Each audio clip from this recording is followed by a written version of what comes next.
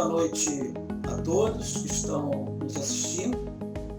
Nós estamos dando início a uma live com o professor Leandro Nogueira, professor associado da Escola de Educação Física e Desportos da Universidade Federal do Rio de Janeiro, que vai fazer um debate sobre um trabalho que ele publicou no Anuário do Observatório da Universidade, cujo título completo é Do Politicamente Correto à Cultura do Cancelamento.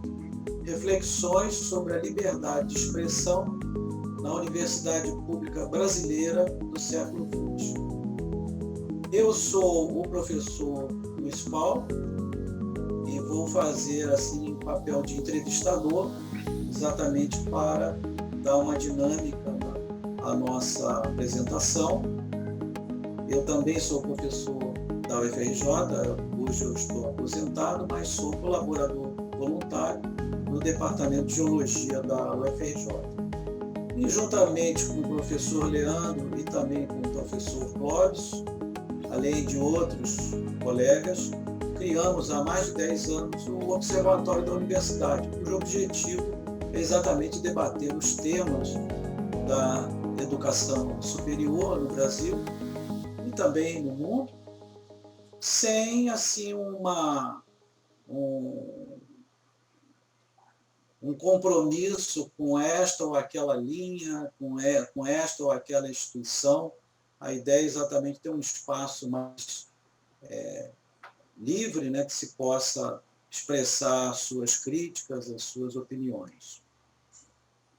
O artigo, para quem ainda não leu, ele está disponível no site do Observatório da Universidade, que é observatoriodauniversidade.blog.br. E lá vocês têm os links para o artigo e também em breve terão o link para o vídeo que vai ser gerado a partir dessa reunião. Então eu agradeço a presença de todos, em particular ao professor Leandro, né, pela sua contribuição. E eu vou dar início, assim, são 5 perguntas que nós preparamos, e com elas ele vai passeando assim sobre o trabalho que ele produziu.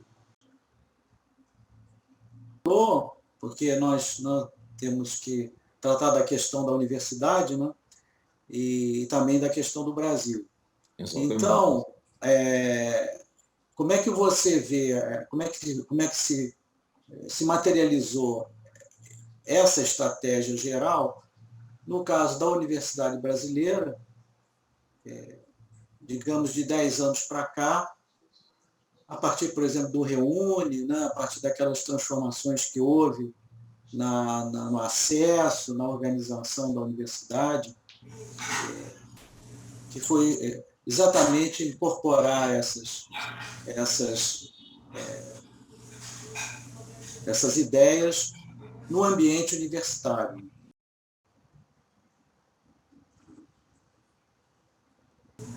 Pois é.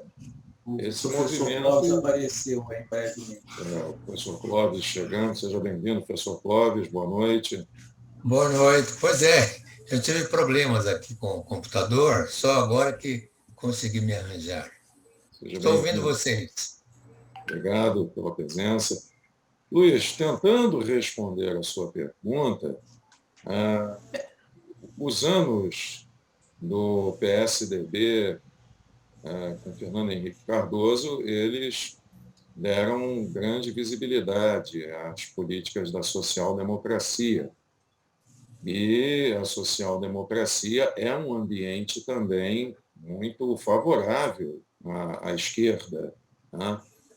E o PT cresceu bastante dentro da social-democracia.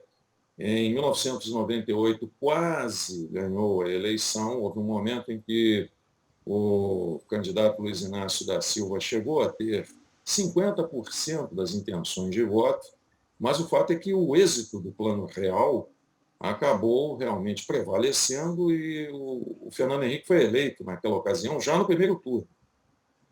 Mas em 2002 o PT chega ao poder. E a partir disso, realmente, e aproveitando o espaço que de fato foi ampliado durante os anos da social-democracia do PSDB, realmente o PT e as suas, vamos dizer, alas no partido à esquerda e outros partidos políticos à esquerda começam a implantar uma agenda realmente sob forma de políticas públicas que vai chegar a instaurar uma série de instaurar e institucionalizar medidas que ajudam a explicar o momento atual que nós vivemos na universidade com relação ao politicamente correto, a cultura do cancelamento, e não só afetando a universidade, ou influindo na universidade, porém em toda a sociedade. Né? A universidade, nesse caso, foi utilizada inteligentemente, porque ela dá visibilidade, ela tem um papel importante na educação e na cultura, e isso é impensável do poder político deixar de lado. Né? Então, você tem, por exemplo, já de saída em 2004, o lançamento da Cartilha do Politicamente Correto, com, inclusive, o apoio e a assinatura do presidente da República. Só que a repercussão foi horrorosa. Né?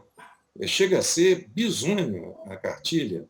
E ela foi muito bombardeada pelos intelectuais como um todo, porque naquele momento, apesar do PT ter chegado ao poder e ter havido um avanço inegável da esquerda, como em nenhum outro período, ainda havia uma tradição muito resistente a tudo isso. E essa estratégia foi retirada, né, inteligentemente. O próprio presidente desautorizou o manual, que teve, se eu não me engano, 5.000 exemplares impressos. E ali você já tinha uma clara intencionalidade de influir no pensamento social, né, por meio da linguagem. E a universidade se tornou, por assim dizer, um dos grandes veículos nesse sentido.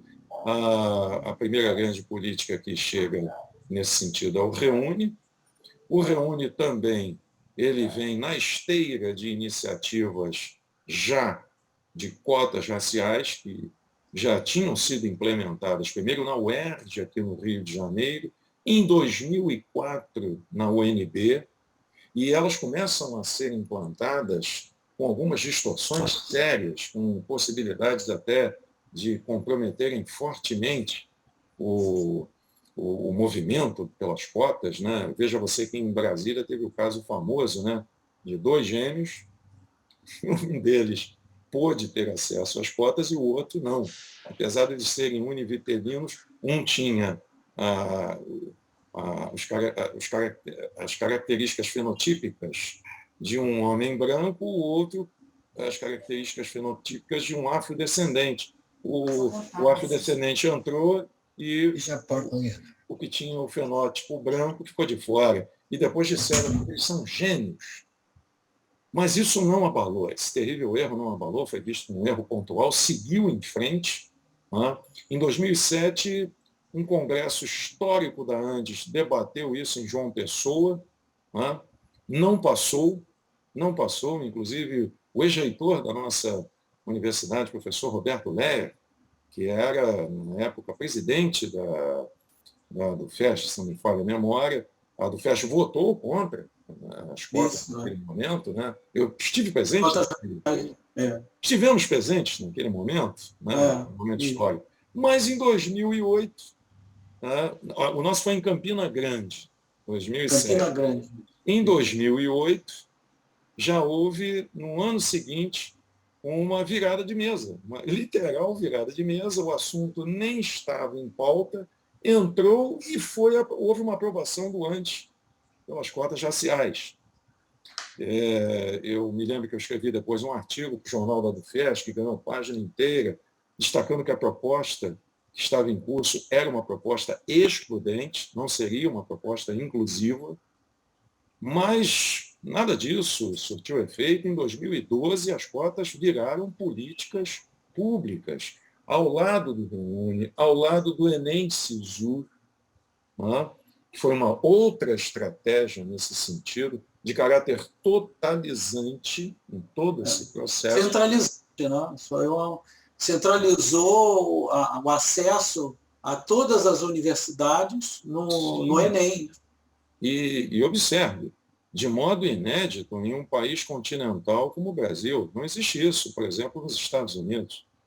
Não existe esse tipo de entrada na universidade no Canadá, nem na Austrália, que tem menos de 30 milhões de habitantes, é continental, mas tem uma população menor do que a nossa. O que fizeram... Mas na China também é o único vestibular. Eu já não conheço o sistema chinês, porque as informações... Também é único, também é um exame... Pois é um caráter totalizante. Veja você. E os argumentos nesse sentido, eles são argumentos que eles são embalados por princípios e valores que, em princípio, você... Desculpe aí a tautologia, né? Princípios e em princípio, mas você não vai ser contra, né? Não, nada. O estudante vai fazer um só concurso, ele não vai ficar desgastado psicologicamente entre vários certames, né? O estudante pobre, ele tem dificuldades de deslocamento e tudo mais. Bom, todos os argumentos de bom tom, socialmente desejáveis, foram invocados. E você estabeleceu todo um processo muito totalizante e, aparentemente, de resgate dos mais pobres na universidade. Né? Os pobres passaram a entrar na universidade. O que não é verdade. Na verdade, nós sabemos que isso começou lá nos anos 70, lá atrás. E eu, por exemplo, sou dessa época. Eu entrei nos anos 70, eu era o mais velho de uma família de classe média baixa mesmo. Eu tive que rapidamente entrar para as monitorias, e tinha concurso para monitoria, para ganhar alguma bolsa que me ajudasse na passagem, porque meu pai tinha mais de 5 filhos que queriam entrar na universidade também, e tinha que ser universidade pública, porque não dava para pensar em pagar a universidade. Né? A expansão começa naquele período da ditadura, mas foi vendida a ideia do grande aporte dos mais pobres. Né? Então veja que isso tudo foi estabelecendo um processo que modificou o pensamento dentro da educação, da cultura, do acesso ao ensino superior, e ganhou um grande apelo político, que chegou, inclusive, a ter a sua validação no Supremo Tribunal Federal. Houve um grande embate. Naquele momento, o próprio Supremo Tribunal Federal, já com maioria, né, já com uma maioria à esquerda, vai incorporar todas essas questões socialmente desejáveis, que passam a ser vistas como politicamente corretas, como possivelmente constitucionais. Né? Embora esteja ali assinalado que somos todos iguais perante a lei, mas vamos ter cotas nas universidades públicas. O entendimento do Supremo Tribunal Federal é de que isso não feria a Constituição, mesmo estando claro no horizonte que nós teríamos a universidade dividida pelo Estado entre estudantes cotistas e não cotistas, e que teríamos não cotistas oficialmente impedidos do acesso, mesmo que eles tivessem desempenho intelectual para entrar na universidade. Mas, tem também uma questão, né, aí identitária também, que mesmo entre os cotistas se estratificou entre indígenas, afrodescendentes e os digamos, de renda salarial inferior a um salário mínimo e meio. Ou seja, você passou a atender uma tríade, né, que depois vai acabar né? Porque as mulheres estão também entre as minorias prejudicadas. Vai acabar estabelecendo o que o Andes detecta, o Andes não, desculpa, a Andifes detecta em 2016. A universidade estava mais feminina, né? Estava mais negra e popular. E essas passam a ser, isso está escrito no documento da Andifes de 2016, depois é reafirmado no documento que eu incluo nesse novo artigo, é reafirmado como uma conquista, né?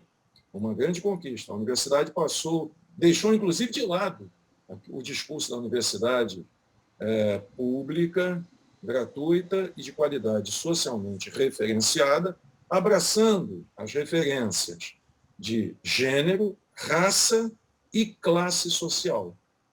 E essa é uma universidade hoje que tem apenas 10% dos estudantes nas famílias com renda superior, igual ou superior a 10 salários mínimos. E um enorme contingente de estudantes superior a 50%, largamente superior a 50%, vindo de famílias na faixa de 1 salário mínimo e meio.